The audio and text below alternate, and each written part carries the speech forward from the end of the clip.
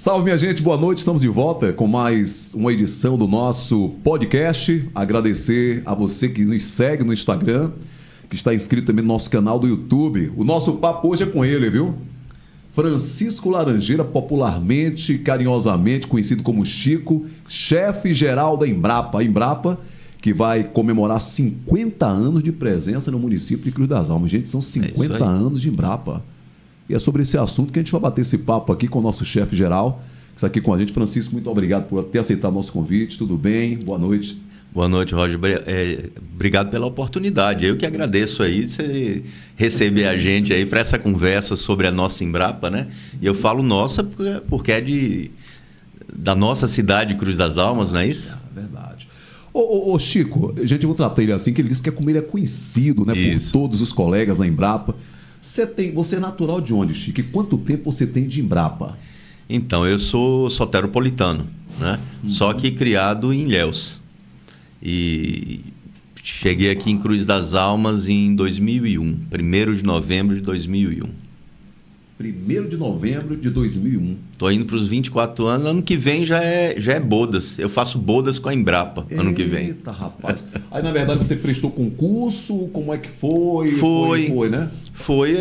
Então, eu sou baiano, né? Mas eu trabalhava em São Paulo. Eu trabalhava lá num instituto chamado Instituto Agronômico de Campinas. Trabalhei lá quase 10 anos. Então, quando surgiu a oportunidade aí do concurso em 2001 e eu vi que era por região, eu falei, vou fazer para a região Nordeste, quem sabe eu dou uma sortezinha, né?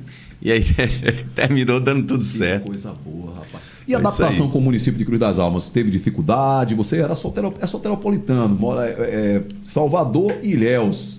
E aí Cruz das Almas. E essa adaptação, como é que foi? Não, eu vou contar uma história. Foi bom você ter me perguntado, né? Quando eu vim para cá, o pessoal me perguntava, e aí, você está saindo de São Paulo, uma região toda desenvolvida, né? Era aquele interior ali perto de Campinas e tal, e realmente é um interior bem desenvolvido. E me perguntava, como é que está sendo em Cruz das Almas? Eu falei, gente, eu estou no umbigo do mundo. Cruz das Almas, para mim, tá sendo um umbigo do mundo. Pensa uma cidade que é pertinho de Salvador, pertinho de Feira. Se você pegar assim, 300 quilômetros de Cruz das Almas, você chega na Chapada, você chega no Morro, você chega em Itacaré, você chega em Ilhéus, onde eu fui criado, você está no litoral norte. Então eu estava me sentindo assim no umbigo do mundo, estava muito bem e vim fazer o que eu gosto, né? Numa empresa que é admirada pelo Brasil e pelo mundo todo. Então foi só alegria. Que bacana. Sua formação, Francisco? Então, eu sou engenheiro agrônomo, né? Especializado na parte de saúde das plantas. Saúde das plantas. Isso. E está na Embrapa. Bora falar da Embrapa, 50 anos que vai estar comemorando a Embrapa de presença no município de Cruz das Almas. Fala da importância da Embrapa para o município cruzalmense e para a nossa região, Chico. Olha, Roger, a importância da Embrapa vai muito além daquela atuação como provedora de solução tecnológica ou de criação de conhecimento científico, né? Eu acho que vai muito, muito, muito além disso aí. Vamos falar assim do básico. Você tem pessoas aqui que muitas vezes vêm de outras cidades, vêm morar em Cruz das Almas. Muitos recebem título de cidadão cruzalmense no final das contas, né? E são pessoas que estão gastando, aplicando o que recebem do governo federal aqui no município de Cruz das Almas. Então, isso aí é o ponto de partida, a parte econômica. Tá? Da mesma forma, a gente tem lá estagiários, bolsistas, que também muitas vezes vêm de outras cidades, vinculadas, por exemplo, ao UFRB, mas recebem as suas bolsas e terminam aplicando as bolsas de estágio aqui em Cruz das Almas. Isso falando na questão econômica. A gente pode pensar também na importância da Embrapa para a cidade do ponto de vista ambiental também. Veja que eu vou falar de economia, ambiente e pessoas. 3 eixos aí, Isso, né? 3 eixos importantíssimos para a sustentabilidade. Quando você pensa na parte ambiental, a gente tem um campus hoje de cerca de 200 hectares, mas grande parte desse campus é a área de proteção ambiental, né? Aquela, não sei se você conhece lá, mas aquela descida para o açude maior é toda de área de proteção ambiental. A gente não usa ali para absolutamente nada, só para proteção mesmo. Mesmo as culturas que a gente trabalha, grande parte delas é perene, então você tem uma área verde natural no campus da Embrapa. Lá para trás, quando o campus foi criado, ele foi criado num modelo assim, como se fosse um jardim botânico. Então aquela fachada ali da Embrapa, aquele gramado, aquelas árvores, todas elas foram colocadas ali num modelo de jardim botânico e atrai bastante gente interessada no que a gente tem ali como árvores. O destaque, eu diria que é a árvore da chuva. É aquela árvore que parece aquela árvore do filme Avatar. Então tem esse aspecto ambiental. E já adiantando um pouco, uma das coisas que a gente vai fazer para comemorar os nossos 50 anos é a instalação do que a gente está chamando de Bosque dos 50 anos. Bosque dos 50 anos. Bosque dos 50 anos. Vai ser mais uma área de proteção ambiental em que a gente já reservou essa área. Vamos instalar... do lado da área que já existe. E então a gente vai ampliar, vai chamar de Bosque dos 50 anos, vai plantar espécies de árvores nativas da Mata Atlântica, tá? Então tem esse aspecto ambiental. Pense bem, como reserva original da Mata Atlântica aqui no município de Cruz das Almas, você tem 2 lugares, basicamente. Você tem a Mata de Cazuzinha, fica perto de onde eu moro, né? E as áreas de proteção ambiental da Embrapa. Então tem o aspecto ambiental também que eu gostaria de chamar a atenção. E o outro ponto é o aspecto social, tá? O aspecto social, ele representa a importância social da Embrapa aqui para o município de Cruz das Almas e para a região como um todo, é representada pela nossa capacidade de fornecer treinamento e desenvolver conhecimento que é absorvido em primeira mão pelos nossos jovens. Os nossos estagiários, os nossos bolsistas, que trabalham nos nossos projetos de pesquisa, eles em primeira mão têm acesso ao conhecimento científico da melhor qualidade, em adição ao que eles já aprendem na UFRB, na Uniman, nos institutos federais. Em adição a isso, eles têm um treinamento científico e isso engrandece muito, mesmo que eles não se tornem cientistas, mesmo que eles não se tornem pesquisadores, esse treinamento na prática da pesquisa, com certeza, faz com que eles sejam melhores profissionais. E a gente lá, a gente tem um orgulho muito grande de ter no nosso corpo de cientistas alguns que foram estagiários nossos lá no passado, e pelo menos 2 deles filhos de Cruz das Almas. Que coisa boa. Né? A colega Janá e o colega Onildo, né? Que trabalham na área de conservação da biodiversidade e no melhoramento de plantas. Eles são filhos de Cruz das Almas, foram estagiários da Embrapa. Depois eles saíram, foram fazer mestrado e doutorado em outros locais, e quando chegou o concurso, a vez deles, eles retornaram à casa. Então, é como se diz, né? O bom filho a casa torna. Esse é um exemplo. Outro exemplo da parte social é o nosso programa Embrapa e Escola, em que nós recebemos alunos, aí não importa se é 1º, 2º grau, né? Ensino médio, ensino fundamental. Nós recebemos os alunos das escolas, não só de Cruz das Almas, mas de outros municípios também.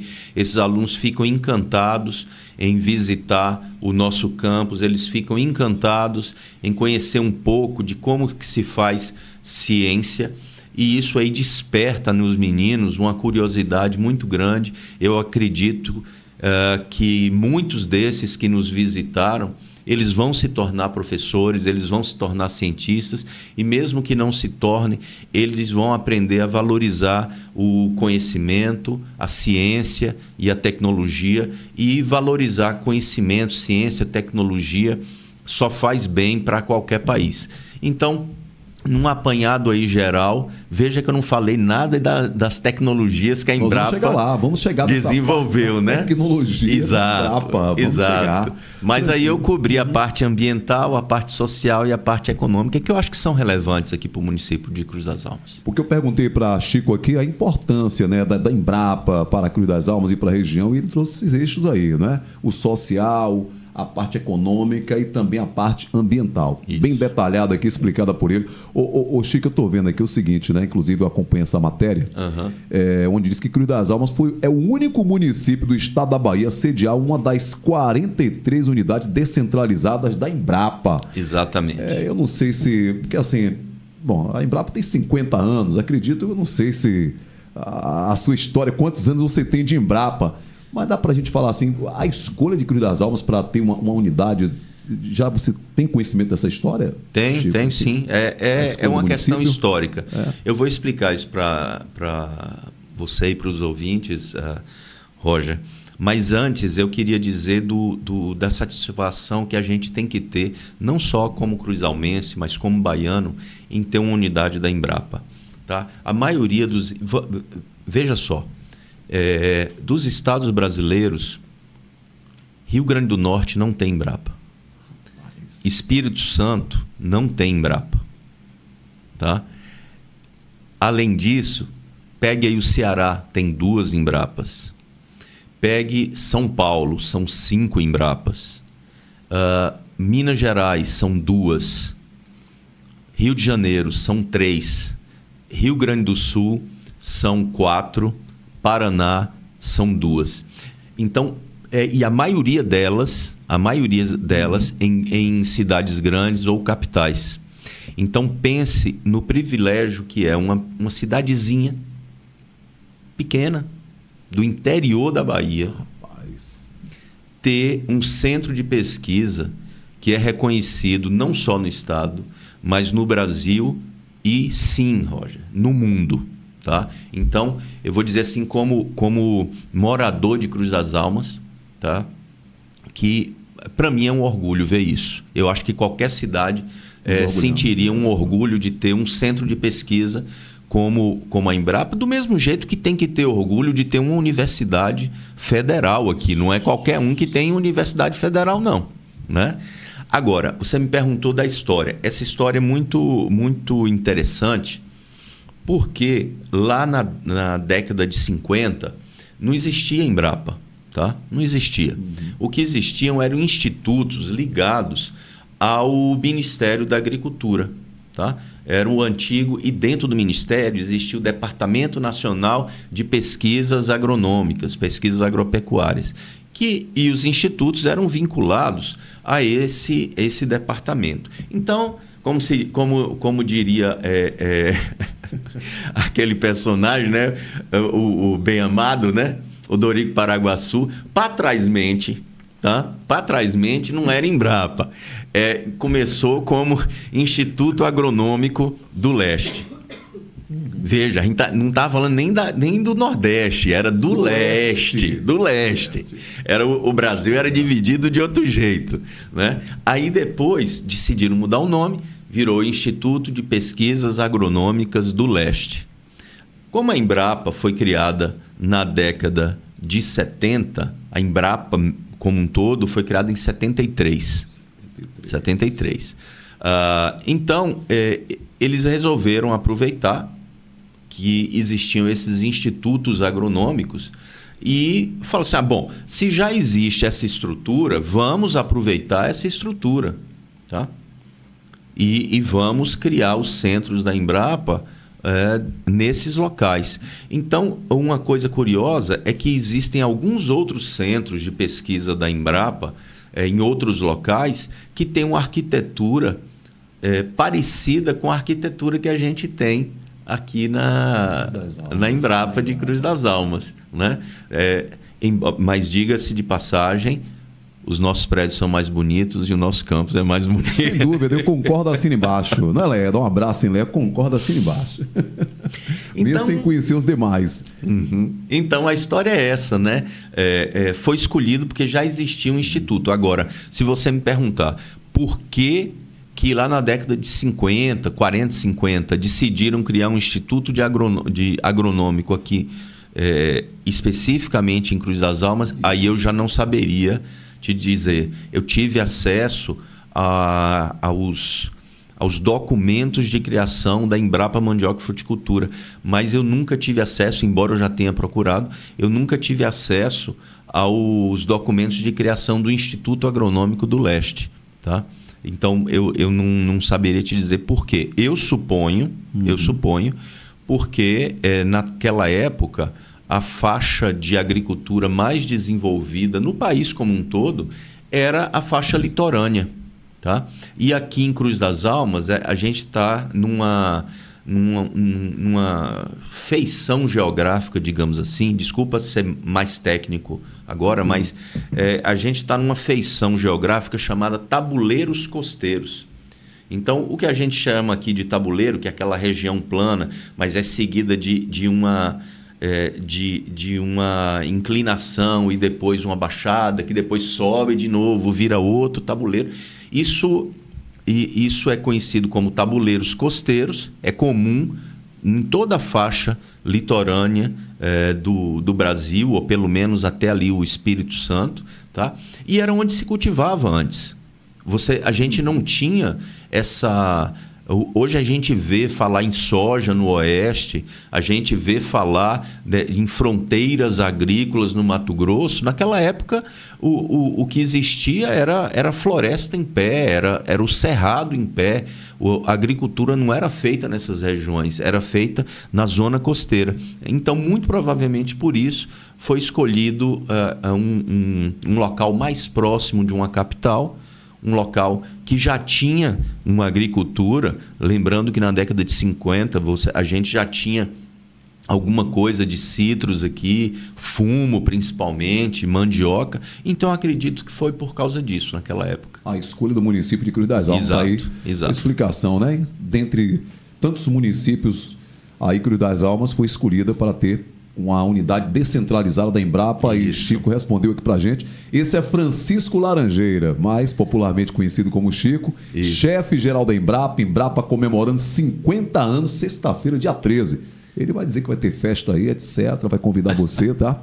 Muito obrigado, você que está aqui com a gente no nosso YouTube, tá também no nosso Instagram, muito obrigado. Agradecer também à Rádio Transbrasil FM pela parceria. Um abraço a todos aí que compõem o time da Rádio Transbrasil FM. Aí você, daqui a pouco eu dou uma olhadinha no chat, tá? Daqui a pouco eu dou uma olhadinha. Ô Chico, bora falar agora de tecnologias, Vamos. né? Vamos Bora lá. falar de tecnologia, que já falamos da importância, que você falou do social, da parte econômica, da parte ambiental, enfim. Mas bora entrar na parte de tecnologia, que temos hoje um mundo tecnológico em todas as áreas, né? E essa tecnologia, sem sombra de dúvidas, está também dentro da Embrapa. O que é que você destacaria de tecnologia da Embrapa nesses 50 anos, Chico? Hoje é muita coisa, viu? É muita coisa. Eu vou falar assim do que me vem à cabeça. Tranquilo. Tá? E vou falar de coisas que podem chamar a atenção do ouvinte, que talvez eles nunca tenham ouvido falar antes. Né? Vou dar 2 exemplos de ciência de alto nível que a gente tem. A gente estava falando até antes disso. Tá? Uma cientista nossa que desenvolveu o que a gente chama de banana de proveta. Do mesmo jeito que tinha o bebê de proveta, ela desenvolveu a banana de proveta. Ela consegue crescer tirar o embrião de uma semente de banana. Para quem não sabe, tem algumas bananas que dão semente, tá? E aí na Embrapa a gente usa isso para fazer o melhoramento genético da banana. Então a gente precisa da semente. Ela consegue tirar o embriãozinho ali daquela semente e levar para o laboratório e fazer com que esse embrião cresça melhor nos frascos lá que a gente tem. Isso permite que a gente cresça uma quantidade muito maior de embriões e vá testando essas plantas para ver se elas são mais resistentes, se tem as características que a gente quer. Então, essa ciência aí do crescimento do embrião, resgate e crescimento do embrião, importantíssima. Uma outra técnica também que a gente usa e foi desenvolvida aqui na Embrapa, também por uma outra colega, é a da criopreservação. Criopreservação significa preservação pelo frio. Então, ela consegue pegar um pedacinho de um abacaxi, de uma planta de abacaxi, colocar em condições de frio muito grande e aquele pedacinho do abacaxi, uma variedade que a gente queira conservar, que não dá para ficar no campo, tem que ficar em laboratório, ela consegue deixar ali no frio e ali fica por décadas, tá? 40, 50 anos, e aí quando precisa de novo, consegue retirar e cresce aquela planta em laboratório. Esse tipo de ciência, ele é utilizado como base para o desenvolvimento, por exemplo, de uma variedade de abacaxi mais resistente, ou uma banana que precise de menos água, e assim por diante. Então, são 2 exemplos relacionados à ciência de alto nível. Quando a gente fala em tecnologia, se a gente fosse listar aqui todas as tecnologias criadas pela Embrapa aqui em Cruz das Almas, a gente ia ficar, eu acho que ia varar a madrugada conversando, aí só de tecnologia. Né? Só de tecnologia. Então, eu vou dar alguns exemplos, tá? de tecnologias que foram criadas aqui e são utilizadas em diversas regiões. Vamos pegar o lado ambiental, tá? A gente desenvolveu um negócio chamado Sistema de Plantio Direto de Mandioca. O que significa isso? Que hoje a gente já tem condição de plantar a mandioca sem precisar mexer muito no solo, sem precisar tirar uma cobertura de outras plantas que tem. Então, em cima da palhada de outras plantas, a gente consegue cortar o solo e plantar a mandioca. Isso faz com que o solo seja mais conservado, ele vai ficar com a temperatura mais adequada, ele vai proteger os micro-organismos favoráveis naquele solo, e o resultado disso é menos erosão, maior conservação da água e um crescimento melhor das variedades selecionadas para esse sistema, tá? Uma outra tecnologia voltada para a área ambiental e que vai ser lançada, né, por esses dias, é um protetor solar para plantas. Protetor solar solar para plantas e adaptado a sistemas de produção orgânico. O que significa isso? Com questão de mudanças climáticas, fica muito comum algumas regiões com temperaturas altíssimas. E isso faz com que a planta precise de mais água. Então você tem problema a planta fica estressada, não vai produzir direito. Do mesmo jeito que a gente é afetado por altas temperaturas e falta d'água, a planta também é. Então esse protetor solar, ele forma uma película sobre a planta. Então a planta fica mais confortável. Ela ficando mais confortável, ela vai precisar de menos água, o que é bom para o ambiente, porque aí vai precisar tirar menos água dos rios ou dos poços para irrigar a planta, e ela vai sentir menos a temperatura, o que vai proteger ela mais de eventos climáticos, períodos em que tem uma temperatura mais elevada. E fora os sistemas orgânicos de produção que também foram desenvolvidos. Isso aí considerando a parte ambiental, né? Variedades resistentes também a doenças, menor aplicação de produto químico nessas variedades. Tem a banana princesa mesmo, que é sensacional. Ela precisa de menos água, precisa de menos produtos químicos para ela produzir, tá? São exemplos de tecnologias desenvolvidas aqui em Cruz das Almas focando na parte ambiental. Quando a gente olha para a parte econômica, Roger, eu vou dar 2 exemplos, um histórico e um mais atual. O histórico foi o desenvolvimento de uma tecnologia chamada tratamento hidrotérmico da manga. A manga é afetada por uma mosquinha, e essa mosquinha, se for observada na manga em outros países, eles queimam a manga, eles destroem a manga e falam para o Brasil: não vou mais importar a manga de vocês. Tá? Então, a Embrapa aqui, claro, junto com parceiros, desenvolveu esse tratamento em que você dá condições assim, você coloca a manga em temperatura adequada, por um tempo adequado, e mata a larva dessa mosquinha. E com isso a gente garante que não está mandando essa mosquinha para outro país. E aí o outro país fala: beleza, agora eu aceito sua manga. É por isso que o Brasil consegue exportar manga para os outros países, porque tem um dos motivos, né, é que tem essa tecnologia desenvolvida pela Embrapa. Um exemplo mais recente, e aí desculpa, mas eu tenho que falar que eu estava envolvido nesse exemplo, sim, mais recente. Por favor, sim. Que eu fico muito orgulhoso desse exemplo por vários motivos, mas o principal é pela parceria que a gente desenvolveu com a Agência de Defesa Agropecuária da Bahia, que é o seguinte: existe uma doença causada por uma bactéria, e essa bactéria é transmitida por um inseto, isso em laranja. Tá? Essa doença, pensa aí, é a dengue da laranja, tá? A dengue da laranja, e ocorre em São Paulo, Minas Gerais, Paraná. Ainda não ocorre na Bahia. Então, o que a gente fez? Bom, não pode deixar entrar aqui na Bahia. Então, junto com a DAB, a gente desenvolveu uma série de ferramentas, uma série de métodos que permitem que eles apliquem isso no campo e consiga detectar se essa bactéria entrou aqui na Bahia, tá? Se entrar, você consegue erradicar a planta, ou seja, eliminar a planta ou os insetos que estão com aquela bactéria. Então, o que acontece? Essa doença existe em São Paulo desde 2004 e ainda não foi detectada na Bahia.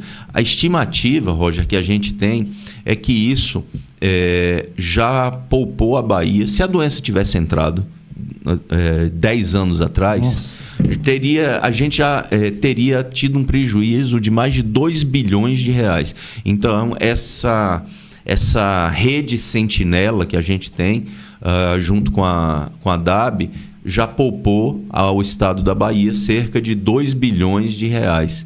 No caso do tratamento da manga, estimativas de 400 milhões de dólares, coisas assim. Então, são exemplos assim muito, muito vivos da questão econômica. Na parte social, eu queria dar o exemplo do trabalho que a gente executa aqui no Baixo Sul, junto com a cooperativa, a Copatam, mas também com as casas familiares rurais e a Casa Familiar Agroflorestal em Nilo Peçanha.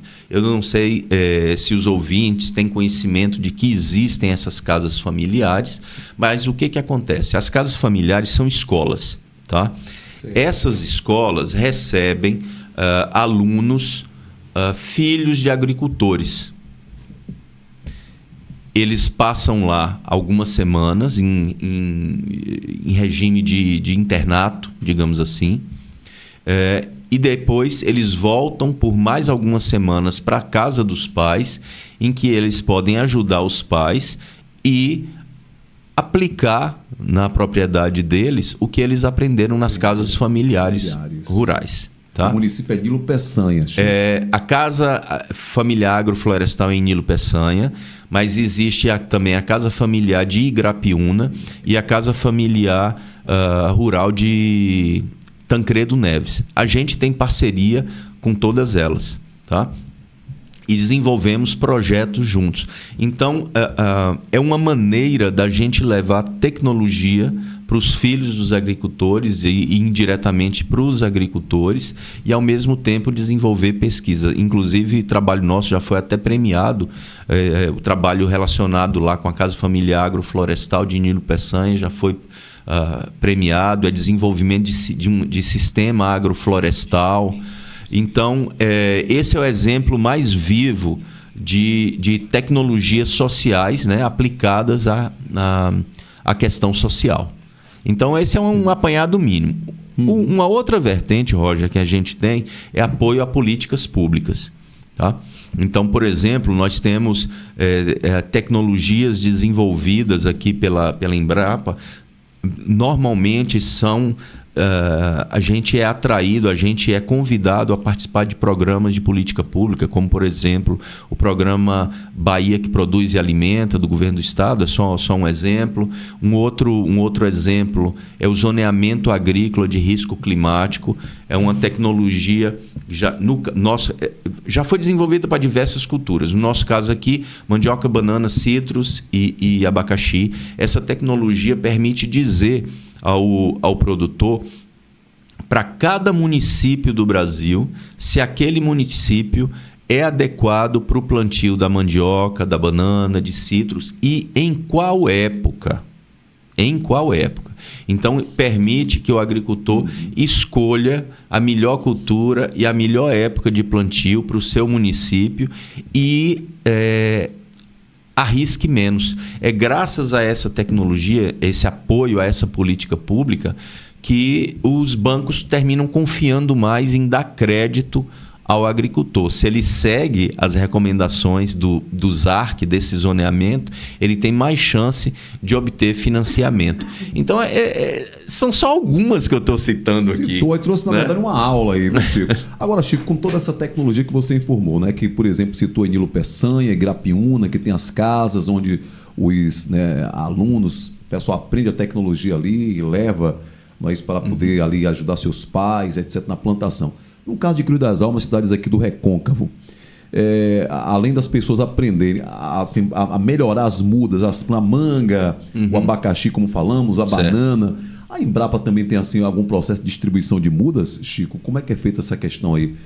Alguém me perguntava, a Embrapa distribui mudas, vende mudas, como é que é? Igual a Embrapa ensina como você lidar, cuidar das plantas, com toda a tecnologia. Agora, se distribui, eu não sei, estou te passando essa pergunta. Não, a gente não distribui muda. Tá? Por alguns motivos. Um dos motivos é que, pensa bem, imagina que a gente tem um viverista aqui na região que produz mudas, um horto, por exemplo, né? A gente tem os hortos aqui de Cruz das Almas, né? E da região. Se a Embrapa produzisse muda e distribuísse, a gente ia acabar com o negócio dessas pessoas. Tá? Então, a estratégia da Embrapa é diferente. A nossa estratégia é selecionar viveristas, selecionar pessoas, empresas idôneas que possam produzir o material da Embrapa. Então, a gente transfere o material para essas empresas e essas empresas vão produzir, vão vender. Então, a gente não tem distribuição de muda. Ocasionalmente, sobra mudas de experimentos. E aí a gente faz doação, às vezes, para uma secretaria de agricultura, etc. Tá? Mas não há distribuição de mudas. Pronto. Dúvida tirada, tá bom? Que a pessoa pergunta, será que a Embrapa distribui? Então, vou aproveitar, lembrei, estou te fazendo essa pergunta. Joia. Ô, Chico, com relação, falamos lá no início da parte econômica, falamos de estagiários, enfim. Como é que funciona esse processo de formação de bolsistas, estagiários? Como é feito isso na nossa Embrapa? Então, a gente tem um processo hoje em dia de cadastro das pessoas interessadas, a depender do currículo dessas pessoas. Os pesquisadores, eles vão fazer uma entrevista, é como se fosse uma entrevista de emprego. Tá? E aí, a partir dessas entrevistas, eles falam, não, essa pessoa é mais adequada para o meu trabalho e tal, para esse projeto. E aí eles apresentam uma proposta para a própria Embrapa. É um concurso interno. Os pesquisadores fazem um concurso interno para que a proposta de contratar aquele estagiário seja aceita ou não. Tá? Então, sei lá, a gente tem 40 e poucos, quase 50 vagas ao ano para os estagiários, né, para os bolsistas de pesquisa. Claro, tem menor aprendiz, que aí é por lei, é obrigatório, não passa por esse processo. É outro caminho. Mas quem vai trabalhar com pesquisa passa por esse processo de inscrição, escrever o projeto junto com o pesquisador. Isso é apresentado ao comitê técnico interno. Se o projeto for de valor, tiver bem estruturado, a bolsa é concedida por um período de 1 ano. Esse estudante depois vai ter que apresentar o resultado no nosso congresso interno, que a gente chama Jornada Científica. Tá? Então, para alunos que estão na graduação, é esse o processo. Para pessoas que já são formadas, têm um nível médio, são técnicos agrícolas, ou são formados já estão graduados em biologia, agronomia, ou já têm um mestrado e doutorado, aí o processo é diferente. Né? Depende de projetos externos, mas mesmo assim tem que ter um concurso. Ninguém entra lá sem o concurso. Não tem como. Perfeitamente. Muito obrigado a você, viu? Essa é a segunda parte aqui do nosso bate-papo com Francisco Laranjeira, Chico. O pessoal estava acompanhando e de repente perdemos o áudio, retornamos. Mas não se preocupe não, que você vai ter todo o processo da primeira parte, tá? O primeiro bloco do nosso podcast, que vai estar junto com o segundo, para que você possa entender o que nós falamos inicialmente aqui com Chico, né, Francisco Laranjeira. Chico, 50 anos da Embrapa. Opa. Será comemorado sexta-feira, não é isso? Isso. Em alto nível. Exatamente. Já falamos disso. E os desafios para os próximos 50 anos da Embrapa Mandioca e Fruticultura, Chico? São muitos. A gente precisa construir, né? A gente precisa vencer esses desafios. No curto prazo, a gente está com limitação de pessoas e instabilidade de recursos, tá? Então, às vezes o recurso é prometido, não chega na hora certa, então isso aí cria uma instabilidade, tá? Então, eu não vou aqui dourar a pílula, dizer que está tudo bem, que vai ficar tudo bem o tempo inteiro, mas são desafios que a gente precisa vencer.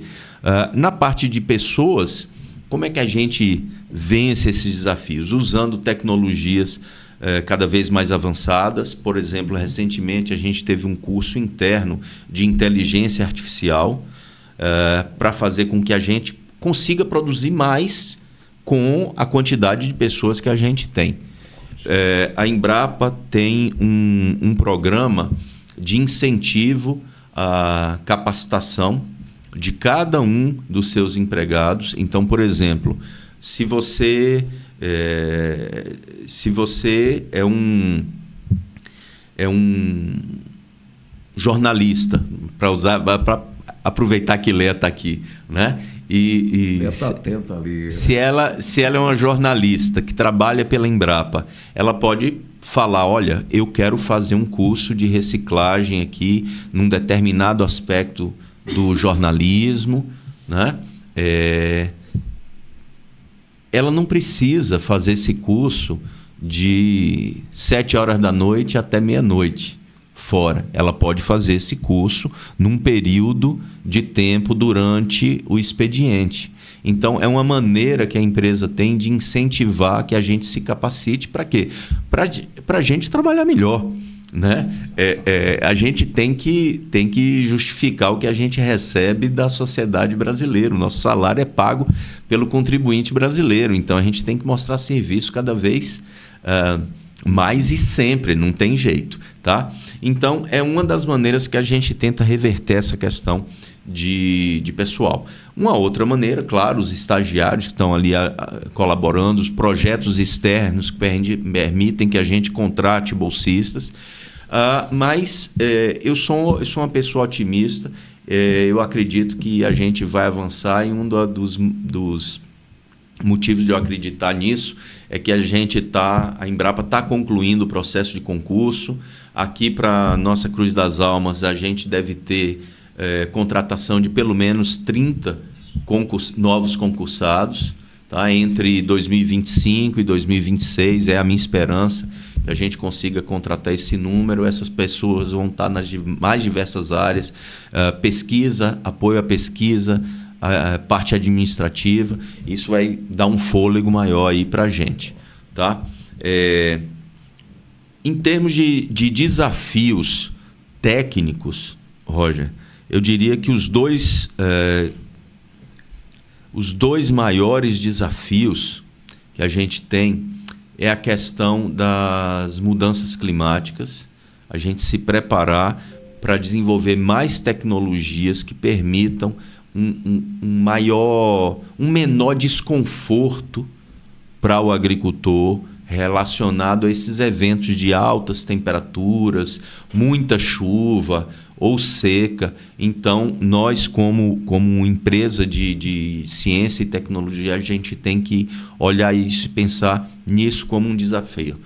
Associado a isso, outro grande desafio é a questão da sustentabilidade em geral. Então, quando a gente fala no uso de bioinsumos, que são micro-organismos que vão ajudar a planta a crescer melhor, a gente está falando em sustentabilidade.